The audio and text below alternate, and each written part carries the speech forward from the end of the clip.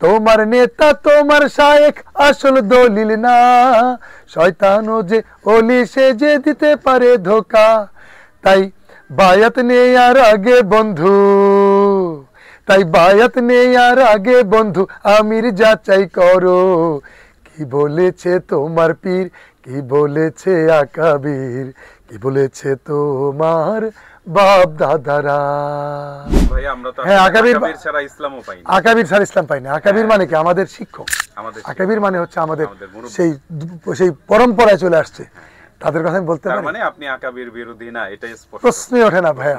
আপনি যদি আমি যদি আকাবিরদের বিরুদ্ধে কথা বলি, তাহলে আপনারা তো আমাকে নিয়ে ট্রল করছেন যে আকাবিরের এক ধরনের কথা মওদুদি নিয়ে আমি গান গাচ্ছি। আপনাদেরকে কে বলেছে তোমার পীর, কে বলেছে আকাবির, এটাও তো আপনারা দেননি। আমি কিন্তু বিভিন্ন ট্রল দেখতেছি। সুতরাং বন্ধুরা, আমি কিন্তু শ্রদ্ধা করি সব আলেমদেরকে, সব শিক্ষকদেরকে, যাদের কাছ থেকে কোরআন এবং হাদিস শেখা যায়। ভাইয়া দুই দিকটাই আমরা মনে হয় একটু ব্যালেন্স সবার করা উচিত। সেটা হচ্ছে যে যারা বিপক্ষে যাচ্ছে তারাও খুব বাজে শব্দ ব্যবহার করছে, এবং যারা আপনার এই গানটার পক্ষে কথা বলছে তারাও ওভার রিঅ্যাক্ট করছে। আসসালামু আলাইকুম রহমতুল্লাহি বারাকাতুহু। পৃথিবীর যে প্রান্তে বসে আমাকে দেখছেন সবাইকে শুভেচ্ছা জানাচ্ছি। আমাদের প্রিয় ইলিয়াস ভাইয়ের আজকের এই তার নিজের পেজ থেকে কিছু কথা বলার জন্য ইলিয়াস ভাই আমার সামনে এসেছেন এবং আমি তাকে খুব সম্মান করি। তিনি হচ্ছেন বিশিষ্ট আবৃত্তিকার এবং সংগঠক এবং উপস্থাপক। আমি তার উপস্থাপনায় অনেকগুলো অনুষ্ঠান করেছি আলহামদুলিল্লাহ। কলরবের সবগুলো গুণী ভাইদের সঙ্গে আমার সম্পর্ক আছে আলহামদুলিল্লাহ। আমরা তো সবাইকে ভাই মনে করি, ভালোবাসি শুধু আল্লাহর জন্য। আল্লাহর জন্য সবাইকে ভালোবাসতে হয়। এই জন্য আমি ভালোবাসা থেকে আমি কয়েকটা কথা বলছি আমার ইলিয়াস ভাইয়ের এই পেজ থেকে। যারা শুনছেন সবাই আমার কথাগুলো যদি ভুল হয় তাহলে আপনারা আমাকে সংশোধিত পরামর্শ দিবেন, আর যদি ঠিক হয় অবশ্যই আপনারা লাইক এবং কমেন্টস করবেন এবং ছড়িয়ে দিবেন কথাগুলো। প্রথম কথা হচ্ছে যে কি বলেছে তোমার পীর, কি বলেছে আকাবির, কি বলেছে তোমার বাপদাদারা। এই গানটা গাওয়ার প্রেক্ষাপট আমি আপনাদেরকে বলছি। এই গানটা গাওয়ার প্রেক্ষাপট হচ্ছে খুব অল্প কিছুদিন আগে আপনারা লক্ষ্য করেছেন এই দেশে কিছু ভণ্ড পীর সেজে কিছু বক্তা তারা স্টেজে পরম শ্রদ্ধেয় ইসলামিক স্কলার আহমদুল্লাহ সাহেবকে নিয়ে অনেক রকমের কুৎসিত মন্তব্য করেছিল। ঠিক তারপর এই গানটা লেখা হয়। গানটা লিখেছেন এবং সুর করেছেন আমাদের প্রিয় গীতিকার আতিকুল ইসলাম। তিনি প্রবাসে থাকেন। গানটা যখন আমি পেলাম তখন আমি গানটা গাইলাম এই জন্য যে গানের কথাগুলো খুব চমৎকার।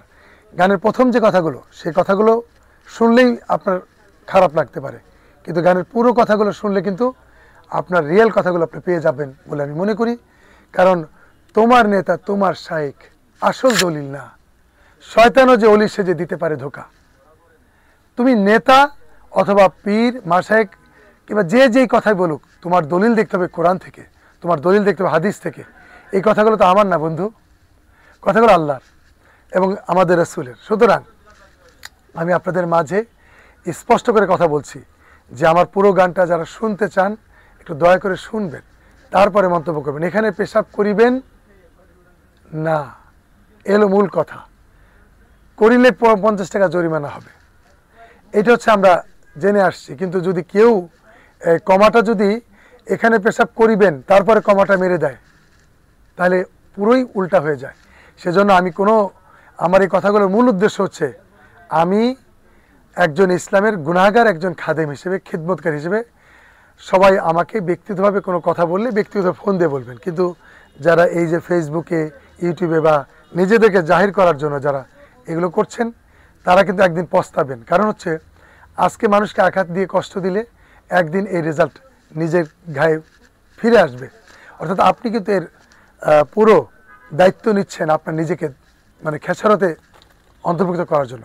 আপনি কখনোই মনে রাখবেন পৃথিবীতে কেউ কারো না, আর পৃথিবীর সংক্ষিপ্ত একটা সফরের নাম।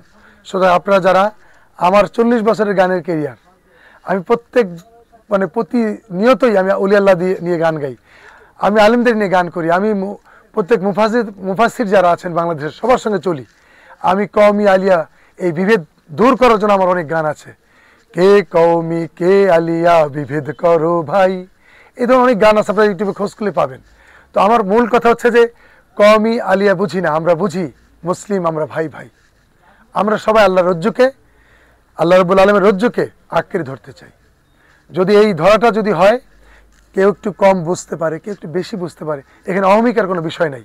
কিন্তু আমি যেটা, আমার যে গানটা গেয়েছি, এটা আমি বুঝে শুনে গিয়েছি। কারণ হচ্ছে যে গানের মধ্যে ভণ্ডদের কথা বলা, আর ওই সময়কার আমি প্রেক্ষাপট বললাম আপনাদেরকে, যে গানটা বের হলো কখন, যখন এই সমাজের নামি দামি বক্তাদের, নামি দামি স্কলারদের নিয়ে মানুষ কুৎসিত মানে চ্যালেঞ্জ করতেছে, 24 ঘন্টার মধ্যে আলটিমেটাম দিচ্ছে। 24 ঘন্টার মধ্যে যদি কোর্টে হাজিরা না দেয়, কিংবা তার নামে মামলা ঠুকে দেওয়া, তার নামে তার লাইফকে কলঙ্ক করা, এটা কোনো একজন বিজ্ঞ, একজন মুফাসসির কিংবা একজন আলেমে দ্বীন করতে পারে না, এটা জেনে শুনে করতে পারে না। সুতরাং ওই সময় গানটা লিখেছেন আমাদের আতিকুল ইসলাম ভাই। আর আমি ওই সময়ের প্রেক্ষাপটে এই যে যারা ভণ্ডদের আছে, আকেবির নামে যারা ভণ্ড, পীরের নামে যারা ভণ্ড, আমি তাদের কথাই বলেছি। আমি কখনোই ছোটোবেলার সেই মাদ্রাসায় গিয়ে যখন আলিফ বাতাসা শিখতাম, যে হুজুর আমাকে শিখিয়েছিল প্রথম, তাকে আজও আমার স্মরণে আছে। আমি যদি কোরআন শিখতে যাই, সেখানে তো আমার উস্তাদের প্রয়োজন আছে। উস্তাদ না ছাড়া আমি তো কিছুই শিখতে পারবো না। একে তো বোকাও বোঝে বন্ধুরা। আমি আমার গানের মধ্যে এই অলি আল্লাহর বাংলাদেশ, এই শহীদ গাজীর বাংলাদেশ, রহম করুন আল্লাহ, এই শেখ ফরিদের বাংলাদেশ, শাহজালালের বাংলাদেশ, কত গান আমি গিয়েছি। তো আপনারা ইউটিউবে নিজেদেরকে জাহির করার জন্য মানুষকে কলঙ্ক লেপন করবেন না। কারণ হচ্ছে যে আজকে শুনলাম অনেকে অনেক মন্তব্য করছে। আমি চাই যে আপনারা ফিরে আসুন। সুতরাং আপনি যদি আমি যদি আকাবিরদের বিরুদ্ধে কথা বলি, তাহলে আপনারা তো আমাকে নিয়ে ট্রল করছেন যে আকাবিরের এক ধরনের কথা মওদুদি নিয়ে আমি গান গাচ্ছি। আপনার দিকে কে বলেছে তোমার পীর, কে বলেছে আকাবির, এটাও তো আপনারা দেননি। আমি কিন্তু বিভিন্ন ট্রল দেখতেছি। সুতরাং বন্ধুরা, আমি কিন্তু শ্রদ্ধা করি সব আলেমদেরকে, সব শিক্ষকদেরকে, যাদের কাছ থেকে কোরআন এবং হাদিস শেখা যায়, যাদের কাছ থেকে আল্লাহর পথকে বোঝা যায়। আমি তাদের সঙ্গে মিশি, আপনার প্রতিনিয়ত দেখবেন তাদের সঙ্গে বুক মিলিয়ে চলি। সুতরাং আল্লাহ আপনাদের সবাইকে কবুল করুন, আল্লাহ আপনাদেরকে বোঝার তৌফিক দান করুন। আপনারা কেউ এই বিষয় নিয়ে মতভেদ তৈরি করবেন না। মানে ভাইয়া, আমাদের বিষয়টা যেটা আপনি স্পষ্ট করতে চাচ্ছেন, সেটা হচ্ছে আপনার এই গানটি মূলত ভণ্ড পীর নামে, এবং যারা শুধুমাত্র কোরআন হাদিস বাদ দিয়ে শুধুমাত্র কিচ্ছা কাহিনী বলে তাদের কথা বলে। এক্স্যাক্টলি। এবং আপনি দেখেন ইলিয়াস ভাই, বহুত মানুষ, মানে আমাদের এই সমাজে অনেক, যদি আকাবিররা ভণ্ড না হতো, অনেক আকাবির, আবার পীররা কথিত, আমি সে কথিত কথা বলছি, সব আকাবির না, আল্লাহু আকবার, আকাবির তো আকাবির হতে, মানে সেটা ভণ্ড আকাবির, ভণ্ড পীর, আমি তাদের কথা বলছি। এরা যদি ভণ্ড না হতো, সমাজে এত ইসলাম কিন্তু এত ডিভাইড হতো না। আপনি দেখেন, আপনি আমাদেরকে গালি শুনতে হয়, হ্যাঁ মিয়া তুমি কোন ইসলামের কথা বলো, আমি কোন ইসলামে যাবো, অমুক দল ওই কথা বলে, অমুক দল সেই কথা বলে, অমুক পীর এই কথা বলে, তমুক পীর এই কথা বলে। সুতরাং এই পয়েন্টে আপনি বলেছেন যে কোরআন হাদিস যা বলে সেটাই আমাদের এটা মানতে হবে। এটা মানলে কিন্তু আকাবির বোঝা যাবে। তো ভাই, আমরা তো হ্যাঁ, আকাবির ছাড়া ইসলামও পাই না। আকাবির ছাড়া ইসলাম পাই না। আকাবির মানে কি? আমাদের শিক্ষক। আকাবির মানে হচ্ছে আমাদের সেই পরম্পরায় চলে আসছে, তাদের কথা আমি বলতে পারি। মানে আপনি আকাবির বিরোধী না, এটাই স্পষ্ট। প্রশ্নই ওঠে না ভাইয়া, প্রশ্ন ওঠে না। আপনার মাধ্যমে ক্লিয়ার করছি আবারও, আপনি অনেক জনপ্রিয় মানুষ। আপনার কাছে আমার বিনীত অনুরোধ, আপনি আমার কথাগুলোকে যেভাবে কথা বললাম ঠিক সেইভাবে আপনি দিবেন। কারণ আমার কাছে এখন সেই গানের 2 লাইন বুঝেই লাফালাফি শুরু করে দিল। আমি দেখেছি যে যারা আমার গান কিনে, যারা হক্কানি যারা দিছে, ব্যাখ্যা করেছে, তারা বলেছে মশিবের গানটা 4 বার 5 বার শুনেছি, তারপরে আমি মশিবের পক্ষে কথা বলছি। মশিবের পক্ষে না, এটা কোরআনের রিয়েল কথাগুলো তারা বলছে। আপনি দেখেন, আমার বিপক্ষে যারা বলছে, তারা 2-3 লাইন নিয়ে আসছে। আর যারা পুরো গান শুনেছে, তারা কিন্তু ঠিকই বলেছে। মশির ভাই তো এই কথাও বলেছে যে তোমার নেতা তোমার শায়েখ আসল দলিল না, শয়তানও যে অলি সেজে দিতে পারে ধোকা। তাই আমির যাচাই করতে হবে কোরআন এবং হাদিসকে জানার মাধ্যমে। এখন কোরআন হাদিস জানতে হলে তো আকাবিরের প্রয়োজন আছে, কি ভাই? অবশ্যই। তো সেই জন্য আমরা পেতাম না। এই জন্য ভাই, আমরা সবাই কিন্তু এটা নিয়ে বাণিজ্য না করি, আর সবাই কিন্তু এটা নিয়ে বিভ্রান্ত না ছড়াই।